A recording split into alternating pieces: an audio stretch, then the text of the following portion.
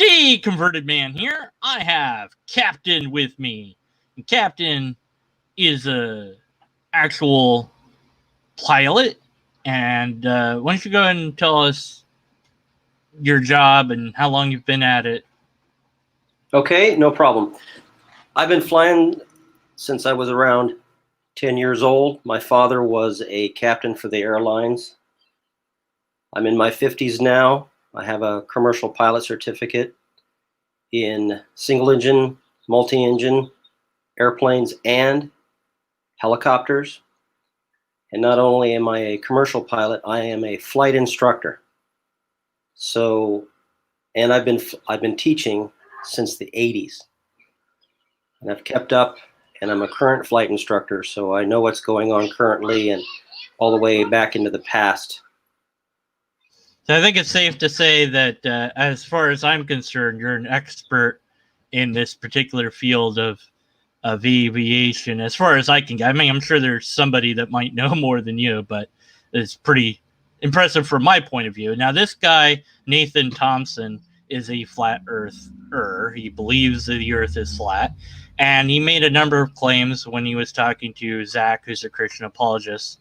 And one of the claims was related to the FAA. And I'm like, hey, I know somebody that knows something about that. So I'm going to play this clip.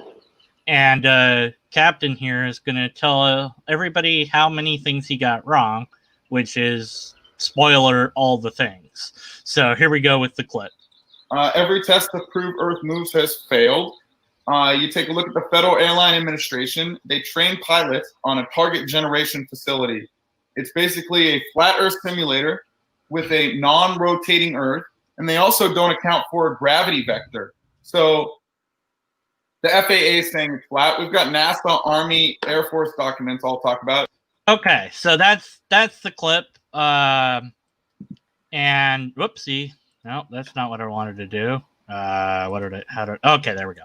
So we can replay it anytime we need. So the federal airline trains. That's the first claim made. So let's go with that one. Does the federal airline train anybody? How does that work?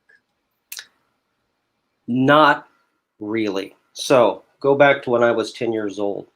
When I was a kid, I was sitting with my father, and he was not working for the FAA. And by the way, it's not the Federal Airline Administration, it's the Federal Aviation Administration. And I used to sit and watch my father in the simulators here in San Diego.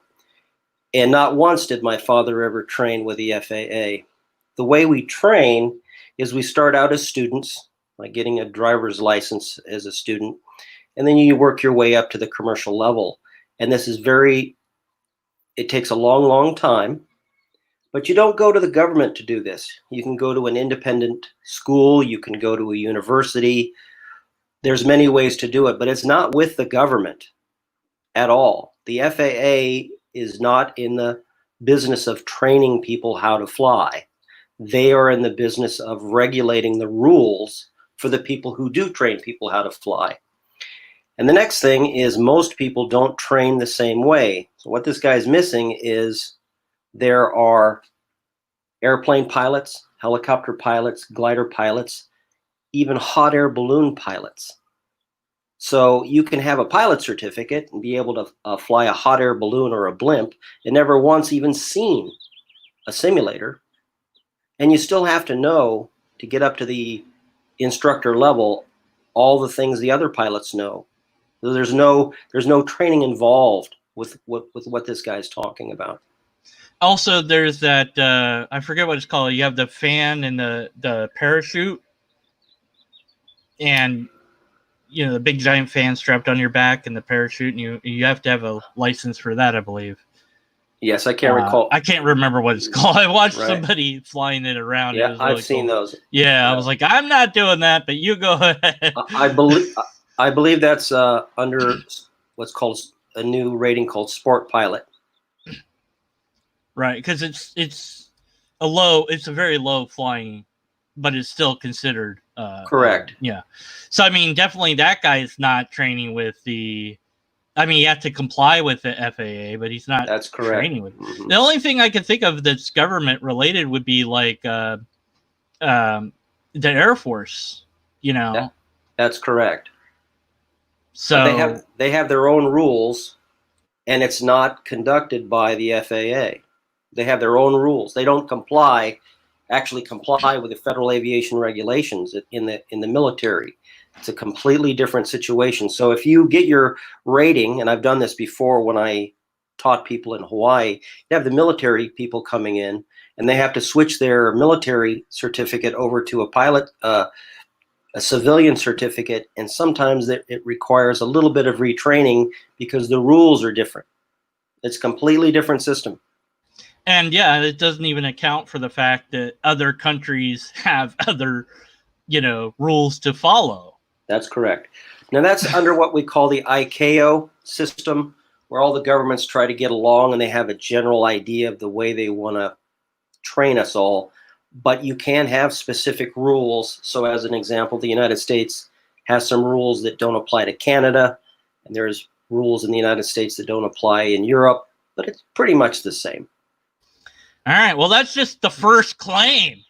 And he said that you train on this thing that you can't be trained by because they don't train people. But regardless, there is a target generation facility. So where is this target generation facility? And what are you hiding from us? Come on, spell it. Where's this target generation? I know that there isn't one, but tell us what do you think he's talking about there? Because I think this must be in the Mojave Desert near Area 51. Area 51, yeah. What is there? Okay, so there is no target generation facility, is what I'm gathering. Is that correct? Never even heard this term. Is there a target at all? Like, is there anywhere in training that there would be any target? Like, well, I've never even heard that term as a target, but here's how it would work. Any training that you have at an advanced level, you would go to a university or a specialized school. So as an example, in the 80s, I went to Flight Safety International in Florida. And they have very, very sophisticated simulators there. But you don't have to go to Flight Safety International to get your training. You can go to Arizona. And you can go to, somewhere in Los Angeles or California. You can actually go to Boeing. Do you have to do a simulator, or could you hypothetically do it all in the sky? Or long ago, there weren't simulators. So if this guy is right, that means there weren't any pilots being trained until we had simulators. So that already doesn't make any sense. Right, yeah. The Wright brothers got up there without any simulators, so. Right. Simulators, however, are generally only used for complicated training maneuvers and very sophisticated aircraft.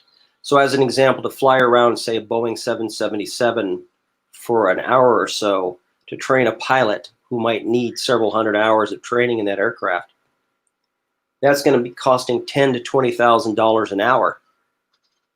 There's no way they could train them, so they put them in a simulator where he doesn't know the difference between being in the actual aircraft or in the simulator, because it simulates absolutely everything. But you don't have to go into the simulator to learn to fly it. And you generally don't use a simulator until you become a more advanced pilot, meaning students aren't in simulators. Normal private pilots are not in simulators generally. Instrument pilots may or may not be in simulators, but they're very, very low-level grade simulators, and you can't really get a whole lot of training in them. It's only when you get into the very, very sophisticated multi-million-dollar aircraft that a simulator even exists. So the average pilot does not have simulator training. Okay, and is any simulator that you know of that trains pilots? And maybe there's one that you don't know, just to be, just to steel man this guy as much as we possibly can, which I don't know why, but, just for, that it's a flat earth simulator. No, because there's more to learning about flying an aircraft than just looking out the window. And that's the mistake that he's making. So as an example, if you're going to say try to travel from San Diego or Los Angeles to New York, you would think that you could just take a map laid out on a desk and draw a line and follow that line, but it doesn't work that way. Right, because the map's not the actual layout. It's just it's an approximation. Correct, but it's off quite a bit. And the reason why it's off so much is what we call the great circle error. And what that means is, and you can do this on an orange or a basketball. Take a string or make a dot, then make a dot maybe a couple inches away, and take a string and hold it over the top, and watch that you cannot physically hold that string from one dot to the next. It'll automatically make a curve around it, because straight lines on a map are straight, but not on a ball.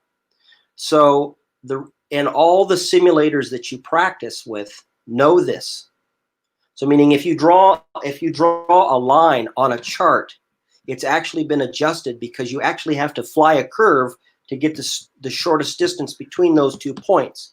So this guy doesn't even understand basic navigation and why a flat Earth and a round Earth wouldn't even work the same way on a chart.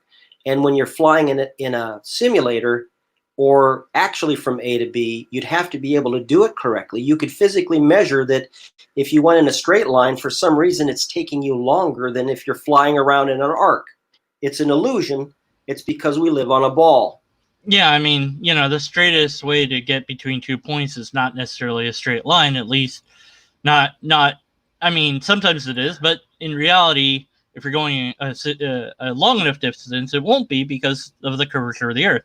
And of course, he said that it doesn't account for the rotation of the Earth. Is that something like if you go up in a helicopter? I guess this guy thinks that the Earth should be rotating below you or something, because he doesn't believe in gravity. I don't know. But well, maybe that's a good question. Like, if I go up in a helicopter or hot air balloon, why isn't the Earth rotating beneath me? Do I have to account for the Earth's rotation? Well, this is a little bit complicated, but let's try to imagine this in our minds. Let's imagine that we're down at the equator, and we're standing somewhere exactly on the equator when we're facing the North Pole, right? And we jump up and down. The ground doesn't move under us sideways as we jump up and down. It's because we're traveling, we'll just call it 400 miles an hour. So if the ground is spinning around at 400 miles an hour and we're standing on the ground, we're also spinning around at 400 miles an hour. So when we jump up and down, it doesn't look like we're moving at all. Correct? Correct. All right.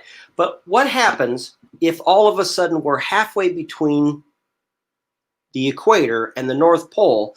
That means that the circle around that area of the globe would be shorter, and it would only be maybe going 200 miles an hour, because it's got to go around the same circle, but it's smaller. So the equator, to go around the entire circle, has to be moving faster to keep up with the one at the top.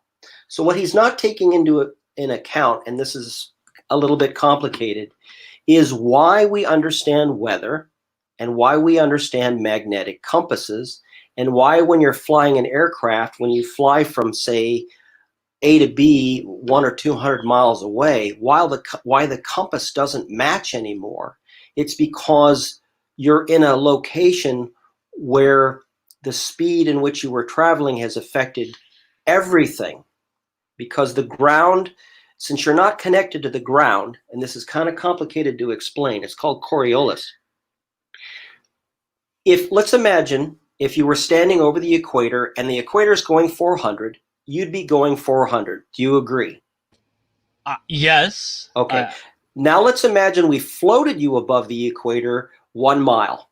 You're still moving 400, and the ground's moving 400, and you'd be looking down at the ground, and it wouldn't be moving at all. You'd just be floating up there, say in a hot air balloon. Got it? Right. If I move your hot air balloon towards the North Pole halfway, the ground under you is moving now at 200, but you're still moving at 400. And from my perspective, it's am I going to notice that? Am I going to? The ground is going to be moving to your left at 200 miles an hour. So are we getting into then Einstein's relativity here, or? This is what we call Coriolis. Okay. What I would have to say is this person has never taken physics. Well, I mean, I don't think he's ever taken anything to believe in a flat Earth.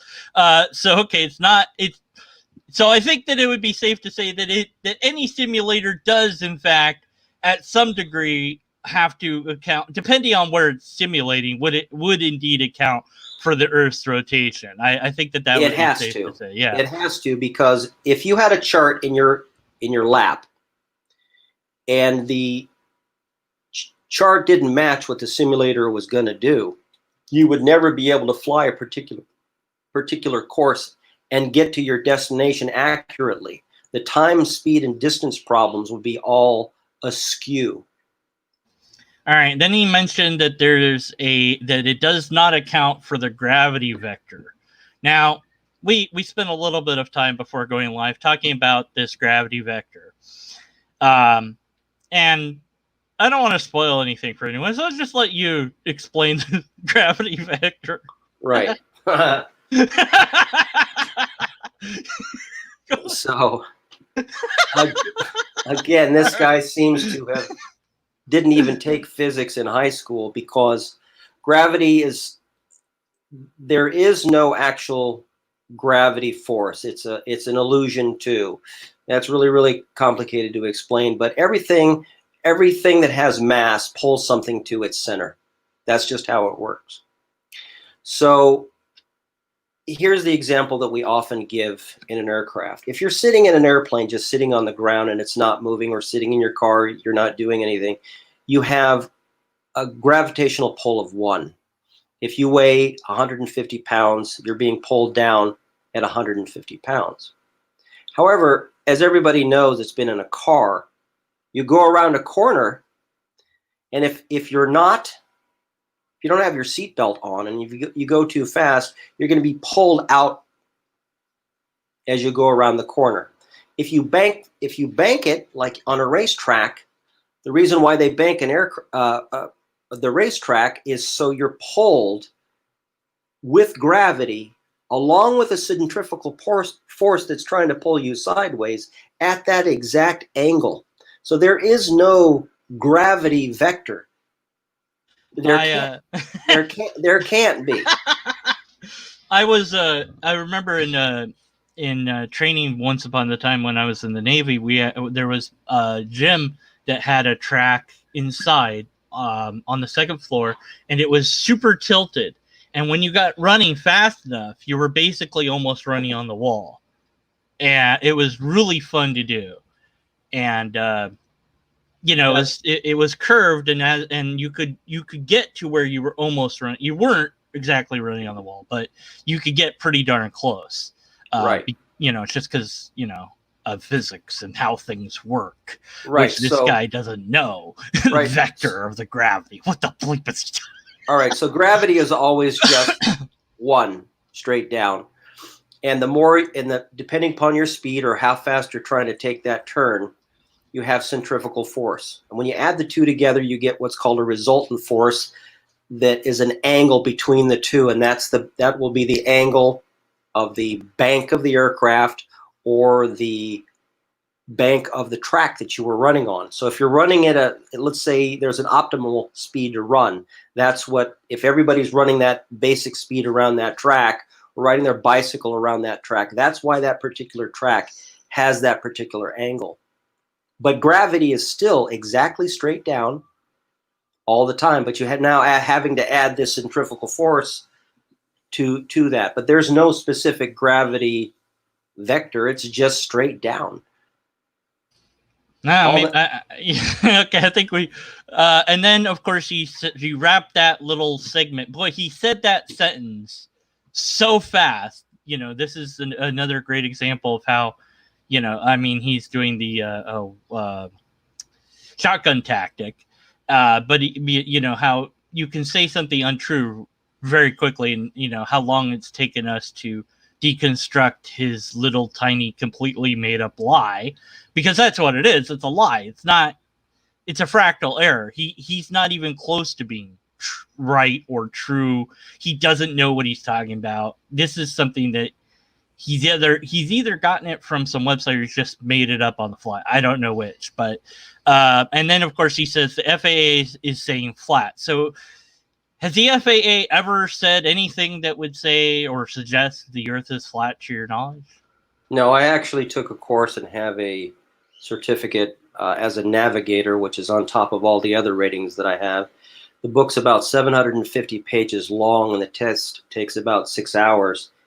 And it's all based upon living on a globe. So I guess that's a big no then. Well, this guy's wrong. I have no idea what this guy's talking about. So you're telling me, you know, and now we're kind of off topic of the video. I don't think we need to. We don't need to go back to replay anything. That was the only part of the video I really wanted. You know, with it, we could tag. I mean, I suppose we could go on and on with the rest of it. Is there? You know, are you being paid by the secret government to lie to everybody about the Earth's shape? I mean, come on, you can tell us. Nobody knows who you are here. You know, I mean, wouldn't somebody, if that was the case, somebody somewhere would surely have come out and said that. You know, so right. Well, there's an easy way to test this. I've flown between Hawaii and Europe, and when you're flying, say, from New York to Germany, you think you would fly across, just straight across the Atlantic, but you don't. You actually go up and over the Arctic. I'm sorry, you go up near the Antarctica, is what I mean. Or Greenland. Okay, yeah, Greenland. All right. But here's what you do: is if you go up in the aircraft and you're looking out the window, you're up at, say, 35,000 feet, right? okay. Look out the window. You can see that it's arced. He also mentioned that the Red Bull jump, that you couldn't see the curvature in that, and I'm like, what are you talking about? But you can. Like, you can, yeah. And he's like, even Neil deGrasse Tyson said that. Like, really? When? Where? He didn't. Yeah, I'm sure. You know, he's just lying. So I'm little tired and got my terms mixed up. But yeah, all you have to do is take any flight during the day. If anybody wants to test this, take any flight during the day. Go from New York to London, or to, say, Frankfurt or Munich, and you watch the route that you're taking. They don't go straight across like you would think that you would do on a map. Number one is because we live on a ball, and that arc that goes over the top is actually shorter than going straight across. And you can measure that, like we said, on an orange or a basketball. But all you have to do to know this guy is wrong is to look out the window. So if it's at night, you're not going to see this, but if it's during the day, you can see it. I've been on flights, and I've seen some curvature. It's like, you know, they weren't, you know, as long as that. I was like, if you get high enough, you can. I mean, it's hard to detect. Not, I mean, depends how high you are, you know, whatever. But I've seen it. So this whole, well, I've never seen it. It just looks flat. Like, well, maybe your eyeballs are weird or something. I don't know, but it's not flat. It's not. And then, of course, I guess, you know, well, I mean, there's other things that we could talk about. Somebody asked, as an off question, they wanted to know if you would recommend any particular flight simulator, like, I guess, for PC or Mac or any of those sort of Microsoft flight simulator. Have you ever messed about with any of that stuff? Or if you have a PC, of course, Microsoft Flight Simulator is pretty good. If you have a Mac, then you would use X-Plane, X-Plane. All right. And There you can go. learn the basics that way. Yeah.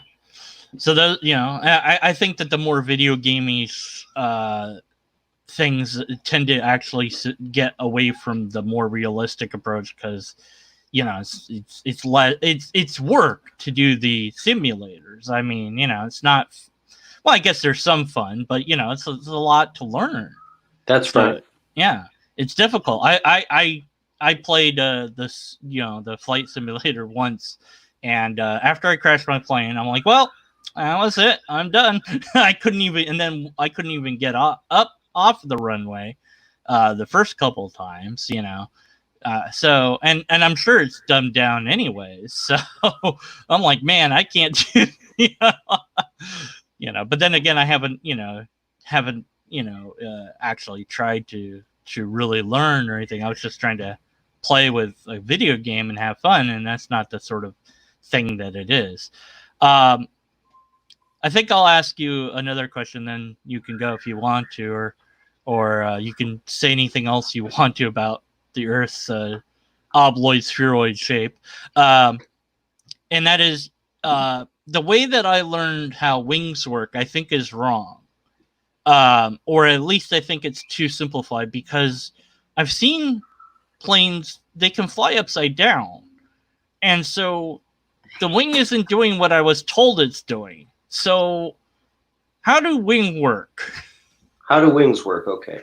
Well, the reason why an airplane can fly upside down is that that wing is still doing what it was designed to do, just not very efficiently. So, and this is kind of hard to explain. One of the simplest tricks to show someone how a wing works is simply like this. Go into the bathroom. Hopefully you have some toilet paper these days. Take off about 2 sheets, hold it in your hand, hold the tips of one end in your hand, and blow over the top of it, and watch what happens. The weirdest thing in the world is going to happen. As you blow over the top of the toilet paper, it's going to actually rise up into the air. Again, physics, really simple physics trick. So the way a wing is generally designed to work is generally designed to produce lift in one direction more than the other, but it is producing lift in both directions. And the way they do this is they put an imaginary line between the upper surface and the lower surface. They call it a chord line. And if you measure that from that imaginary point, you'll see a longer curve or a bigger curve over the top than over the bottom. And then what happens, just like holding a piece of plywood in the wind, if you ever take something out in a windy day and you tilt it up a little bit, it gets thrown back at you, right? Well, it's kind of like I've done this in a car when I'm not driving. I'll hold my hand out and I'll do I tilt my hand up and it will fly my hand. Right. Yeah. That's exactly right. So there's 2 things that make that wing fly. There's just pressure, but then there's the aerodynamic force. So you've got the pressure of your hand outside, the impact pressure of your hand outside. However, there is another lift force that goes over this, and it's called Bernoulli's principle. And it says that if you keep the speed of a fluid, and air is a fluid, the same speed, if it has to go over a curved surface, it will tend to accelerate. So how you fly an airplane upside down is that airplane is still flying. That wing is still flying. It's just your hand is being held out the window, but you rotated it exactly 180 degrees. So instead of having your palm, you have the back of your hand at that same angle. So it's still going to work exactly the same way. So it's the same thing. But generally, the way a wing was designed and the way you're taught that it works is that it should produce lift in one direction. It does at a flat angle because the upper surface is longer than the lower surface. However, if you flip it upside down, you just have to tilt that wing a little bit more than you normally would, and it's going to fly the same. It won't be as stable, but it will fly. It's the same process. So couldn't even like a Boeing 747 fly upside down at all? Technically, technically, if you wouldn't be allowed to, or I'm sure you'd get fired if you did. But technically you could. That's if if the structure inside of the aircraft has been designed to do that. So as an example, you see these aerobatic planes flying upside down. As they've been built to withstand being upside down. But that's not the hardest part. It's the fact that, say, you've got a carburetor in a car. Everything works on gravity. So you've got the gas at the bottom or the gas at the top, depending whether it's at the top or the bottom. You've got to pump that gas in. So as soon as you roll the airplane upside down, where's all the gas? It's now on the opposite side of the fuel tank, and the carburetor is now upside down. So you're going to be flying, but if you don't have an inverted fuel system, the engine's going to quit. Yeah, and with the Boeing, you've got well, let's assume you didn't even have passengers, but the inside is simply not designed for that. So I'm sure there'd be all sorts of things falling. I don't know if anything fall down, but it could. I would think it might crumble under its own weight or something if you tried to. I don't know exactly what it would do, but it probably wouldn't be a good idea because it's just not built for that. Okay, well, anything else you want to say about the Earth's shape or flying? Because I love this, but I think that that you've demolished this guy, and the one thing that I wanted done has been done. But any other thing that you'd like people to know about flying or about the shape of the Earth? Or yeah, sure, there's a big one here.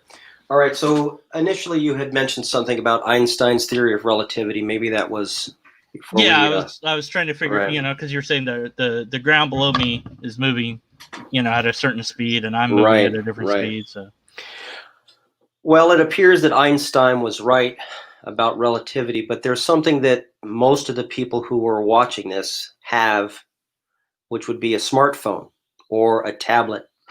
And smartphones and tablets generally these days have a GPS function in them. That's how they know where you are, and why you can use the mapping system.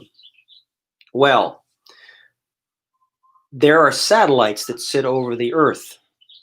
And the reason why the global positioning satellite system works at all is because of Einstein's theory of relativity and the distance between those satellites and what it's looking for.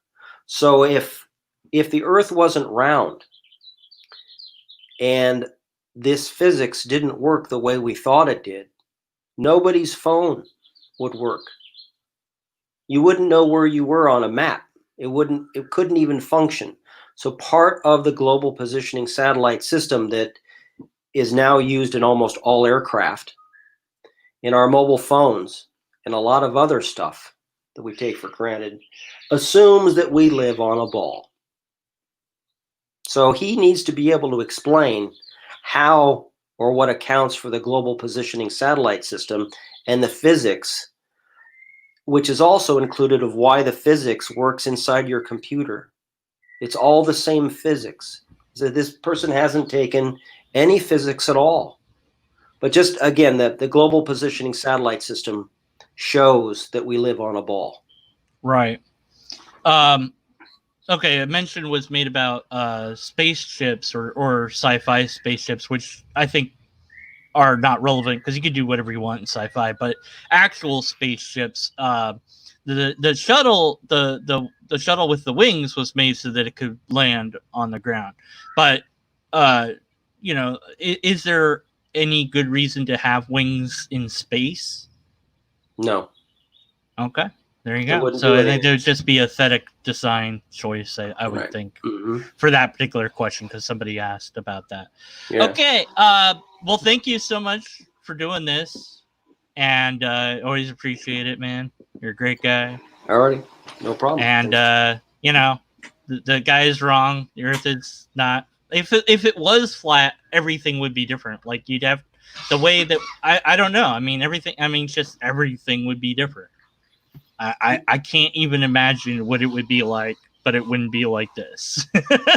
Well, wouldn't it be one of the greatest conspiracies of Yeah, all it's the time. other thing. I mean, because, like I said, somebody somewhere would have come out. Now, I think, and I could be wrong, but I think that somebody in the flat Earth claims that they were a pilot. But I have to imagine that they, it's like when a scientist becomes a creationist, like they failed at their career, so that's why they've turned, like they're doing it just to make money. Like they know it's not true, but they're, banking on making money or whatever. I think that would be the explanation of that if they are a pilot. They could just be lying like this guy did in the video. And by the way, when I say lying here, I don't mean that he knows that he's not telling the truth necessarily, but what he's saying is what's called an outright lie or a fractal error. It's just not true. It doesn't matter if he knows it's true. It's just simply not the way it is. Well, here's what I'd have to say about that. These people have a tendency, from what I understand, to stay inside their own little bubble. But as a flight instructor, when I have to teach, I don't know who's going to come to me. So it could be a 14-year-old boy. He's in junior high. He's interested in becoming a pilot. So I might be teaching a young boy how to fly. Or maybe his sister is interested in something like that. Or maybe it's a housewife who only has her GED. I have no idea. Sometimes I might be teaching a doctor. And these guys know a lot of stuff about medical things, but they don't know a whole lot about aviation. Or I might have to teach somebody who has an engineering degree, and they know a lot more about physics than even I do. But what's interesting is these people are not in a bubble. These people don't hang out with each other necessarily. And in all of my days, I've never heard anybody mention from any of these careers, vocations, that the earth was flat. It's never ever come up. So what I'm saying is, from my experience, I've never met one person in the aviation community, and it's a huge area of people, ever mentioned that it was flat. You would think that one of these people being out of this bubble would have noticed that, but nobody has. So again, that's got to be one of the greatest conspiracies ever. Even you do. I mean, and the simulators are set up so that they pretend that the Earth is round. I mean, it's just, I mean, they're hiding it even from you guys. I guess that's the level. But then he's still wrong, because he's not saying that the simulators are pretending that the Earth is round when actually it's flat. That would be a better claim to have made, actually. Anyways, okay, I think we're done here. Right. Okay. Thanks everybody for joining in. Thank you, Captain. And unless we certainly don't have any evidence or test or logic from the flat earther, and I think that we can reasonably conclude the Earth is still an obloid spheroid or simply round, a sphere. However you want to put it. It is not flat. It is the opposite of, I don't know if opposite of flat is. It's not flat, though. Okay, thank you. And we're going to hit this button here. Okay. Thanks a lot. Bye-bye. All right. And, okay, well, bye.